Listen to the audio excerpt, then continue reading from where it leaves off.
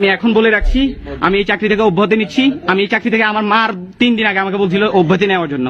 আল্লাহ ভরসা, আমি জানি রিজিকের ব্যবস্থা আল্লাহ একজন করবে। আর এমন না যে এই চাকরি। পুলিশ কনস্টেবল পর্যায়ে নিয়োগের দুটি তালিকা সংগ্রহ করে টিম 360 ডিগ্রি।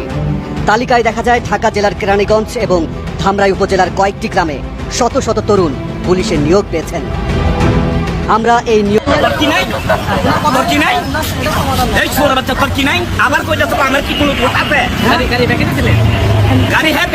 এটিকে নিয়ন্ত্রণে আনার জন্য আমরা অহর্নিশ পরিশ্রম করে চলেছি। আওয়ামী লীগ সরকারের শাসনামলে পুলিশ প্রশাসনে নানা অনিয়ম দুর্নীতি হয়েছে। এসব দুর্নীতির পেছনে অনেক রাঘব বল রয়েছে। আজকে অস্ত্র ছাড়া আইছি, আমরা চাকরি ছাইড়ে দিয়ে আসছি। আমরা মুক্তিযুদ্ধ সন্তান, দর্শক, আপনারা দেখতে পারতেছেন কিভাবে একজন পুলিশ কর্মকর্তাকে একজন সাধারণ মানুষকে কিভাবে বকাবকি করতেছে এবং উত্তেজনা ভয়ের তাকে বারবার রুখে আসতেছে একটি কিছু করার জন্য। সুপ্রিয় দর্শক শ্রোতা, আসসালামু আলাইকুম। দেশে এবং প্রবাসে, দূরে এবং কাছে যে যেখান থেকে আজকের এই ভিডিও ক্লিপ দেখার জন্য প্লে করেছেন, সবাইকে অনুরোধ করব পুরো ভিডিওটি কন্টিনিউ করবেন, কারণ বিশেষ কিছু তথ্য রয়েছে আজকে এই বাংলাদেশ পুলিশ নিয়ে। সুপ্রিয় দর্শক শ্রোতা, আমাদের দেশে যে বাংলাদেশি পুলিশ বাহিনীরা আছে, এরা কিন্তু আসলে সাধারণ কোনো ব্যক্তি না, এ কিন্তু পুরোটাই অসাধারণ ব্যক্তি। তার কারণে এনাদের সাথে কথা বলাটাও পাপ। দুনিয়াতে যদি আপনি কোনো পাপ ভুল কাজ করে না থাকেন, সেটা হচ্ছে পুলিশের সাথে কোনো টক্কর বাঁধানো। কারণ এই পুলিশ প্রশাসন অন্য অন্য দেশের প্রধান যারা ছিল তারা কিন্তু বাংলাদেশের, আমরা আগে শুনছি পুলিশ মানে বাংলাদেশের জনগণের বন্ধু, আর এখন কিন্তু পুলিশ মানে বাংলাদেশের জনগণের শত্রু।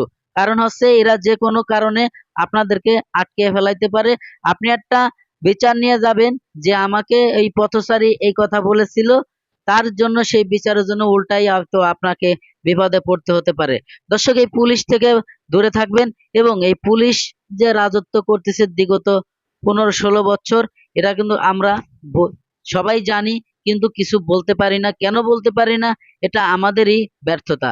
দর্শক, এই পুলিশ প্রশাসন নিয়ে আগে কয়েকবার আপনাদের সাথে কথা বলেছি, ভিডিও তৈরি করেছি। আপনারা অনেক সময় অনেক ভাই কমেন্ট করছেন, বিভিন্ন মন্তব্য আপনাদের। দর্শক, আজকের এই ভিডিওটি দেখার জন্য যারা প্লে করেছেন, সবাইকে আমি অনুরোধ করব ধৈর্য সহকারে পুরো ভিডিওটি কন্টিনিউ করবেন, কারণ বিশেষ কিছু তথ্য রয়েছে আজকের এই ভিডিওতে। কিছু কিছু পুলিশের মুখ উন্মোচন করব এবং গোপন কিছু কথা আছে, অবশ্যই সেই ভিডিও প্রকাশ করব। অবশ্যই পুরো ভিডিওটি কন্টিনিউ করবেন, কারণ এমন কিছু তথ্য দেব আজকের এই ভিডিওতে আপনারা কল্পনাও করতে পারবেন না। আমাদের যে সাবেক পুলিশ কর্মকর্তারা ছিল, তারা কিন্তু সবাই তাদের ভিডিও লিংক ভাইরাল হচ্ছে। এবং আপনারা যদি দেখতে চান, অবশ্যই আমার এই ভিডিওর কমেন্ট বক্সে কমেন্ট করে জানাবেন। অবশ্যই আমি লিংক দিয়ে দেব, আপনারা লিংক নিয়ে ভিডিও দেখতে পারবেন। প্রিয় দর্শক, এই পুলিশ প্রশাসনের যে কর্মকাণ্ড আমরা বিগত দিনে দেখেছি, এখন কিন্তু সাধারণ মানুষ এটা মেনে নিতে পারছে না, যার জন্যই এই অবস্থা আমাদের এই পুলিশ প্রশাসন নিয়ে। তো চলুন, এক পুলিশ প্রশাসন এবং সমস্ত পুলিশ বাহিনী মিলে কি করছে একজন সাধারণ জনগণের সাথে, চলুন আমরা সেই ভিডিও ক্লিপ দেখি।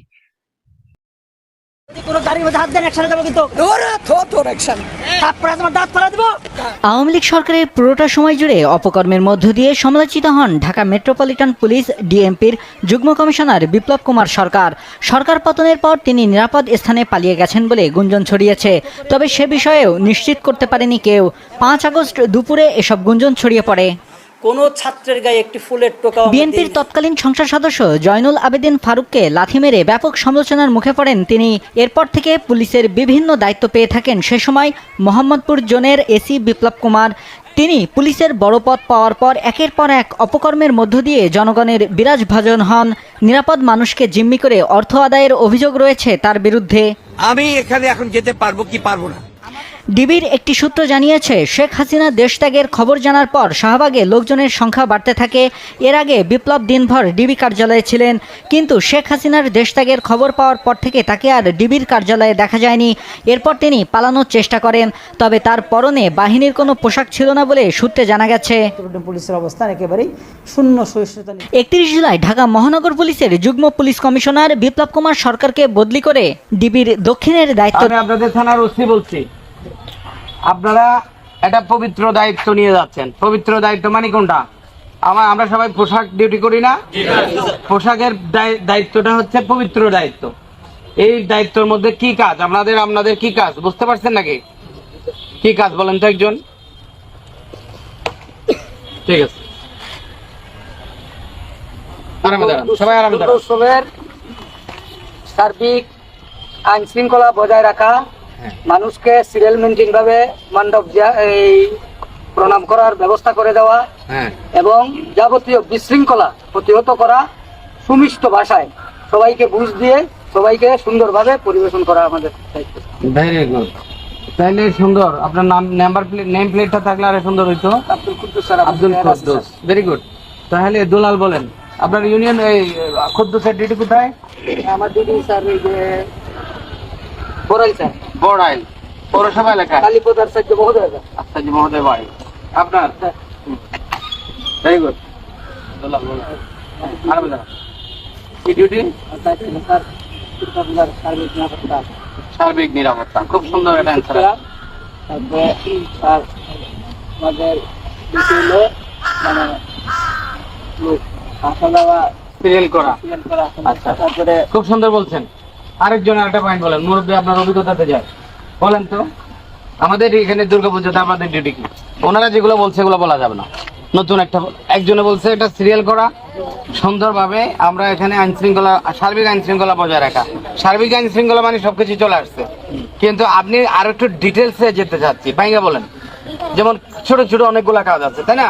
এই কাজগুলোর মধ্যে কি কি হতে পারে একটা উদাহরণ দেন। অশৃঙ্খলা হইতে পারে, হ্যাঁ, অশৃঙ্খলা হয়, উচ্ছৃঙ্খলা হয়, তখন আমাদের কি করণীয়?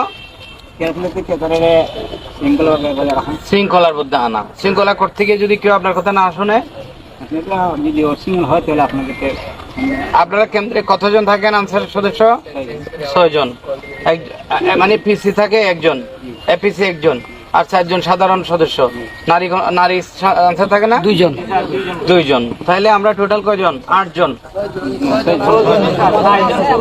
4 জন পুরুষ, 2 জন মহিলা। তাহলে পিসি এপিসি 2 জন সদস্য। আর প্রথম কাজ কি? সেফটি বজায় রাখা। সেফটি বজায় রাখা বলতে কি? পূজা মণ্ডপের মধ্যে ভিতরের বাহিরের কোন ধরনের থ্রেট যেন না হয়। এটা না হওয়ার জন্য আপনারা অনুরোধ করবেন আমাদের হয়ে, যে পূজা মণ্ডপে আমরা অনেকগুলো পূজা মণ্ডপ ভিজিট করেছি, তারা ইতিমধ্যে সিসি ক্যামেরা লাগিয়েছে। আর যে মণ্ডপগুলোতে লাগাই নাই, এখানে আমরা টোটাল কয়টা 86 কেন্দ্রের না 86 কেন্দ্রের দায়িত্বপ্রাপ্ত আমরা আনসার বিডিপি সদস্য এখানে আছি। ঠিক, আপনারা ভলান্টিয়ারি সেবা দিতে আসছেন, দেশের জন্য সেবা করতে আসছেন। আমি আপনাকে সম্মান দিয়ে কথা বলতে হবে। আপনি কিন্তু আমার চাকরিজীবী নয়, আপনি সম্মান দেওয়ার জন্য 3, 4 দিন 5 দিনের জন্য ভলান্টিয়ারি মানে স্বেচ্ছাসেবকমূলক কাজ হিসেবে বেছে নিয়েছেন। আপনি কি সারা বছর আনসারে ডিউটি করেন? আপনি যখন এরকম গুরুত্বপূর্ণ ইভেন্ট আসে, তখন আমাদের রাষ্ট্রকে সম্মানজনক অবস্থাতে গ্রাম থেকে আপনারা আমাদেরকে সাপোর্ট দেন, ঠিক কিনা? এই কাজটা কিন্তু আমাদের পবিত্র, অত্যন্ত দায়িত্ববান। এটা মন থেকে আন্তরিকতা দিয়ে করতে হবে।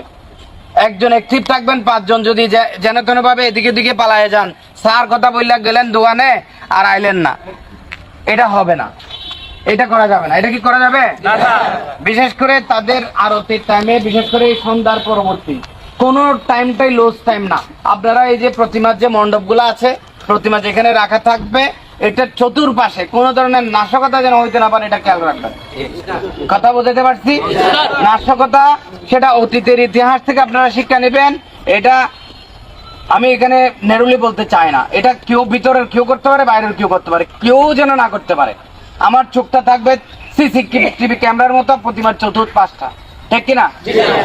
এরপরে যারা পূজারী, যারা হিন্দু ধর্মের ধর্মাবলম্বী দর্শক, ধৈর্য সহকারে যারা আমার এই ভিডিও ক্লিপটা দেখেছেন, আর হয়তোবা আপনাদের ভালো লেগেছে, আর যদি ভালো লেগে থাকে অবশ্যই আপনার মূল্যবান মতামত কমেন্ট বক্সে কমেন্ট করে জানাবেন। এবং ভিডিওটি যদি ভালো লাগে, চ্যানেলটিকে যদি সাবস্ক্রাইব করতে মন চায়, অবশ্যই সাবস্ক্রাইব করে রাখবেন পরবর্তী ভিডিও পাওয়ার জন্য। দর্শক, আজকের মতো ভিডিও থেকে বিদায় নেব। সবাই ভালো থাকবেন, সুস্থ থাকবেন, আল্লাহ হাফেজ। প্রিয় দর্শক, ধৈর্য সহকারে যারা আমার এই ভিডিও ক্লিপটা দেখেছেন, আর হয়তোবা আপনাদের ভালো লেগেছে, আর যদি ভালো লেগে থাকে অবশ্যই আপনার মূল্যবান মতামত কমেন্ট বক্সে কমেন্ট করে জানাবেন এবং ভিডিওটি যদি ভালো লাগে চ্যানেলটিকে যদি সাবস্ক্রাইব করতে মন চায় অবশ্যই সাবস্ক্রাইব করে রাখবেন পরবর্তী ভিডিও পাওয়ার জন্য। দর্শক আজকের মতো ভিডিও থেকে বিদায় নেব। সবাই ভালো থাকবেন, সুস্থ থাকবেন, আল্লাহ হাফেজ।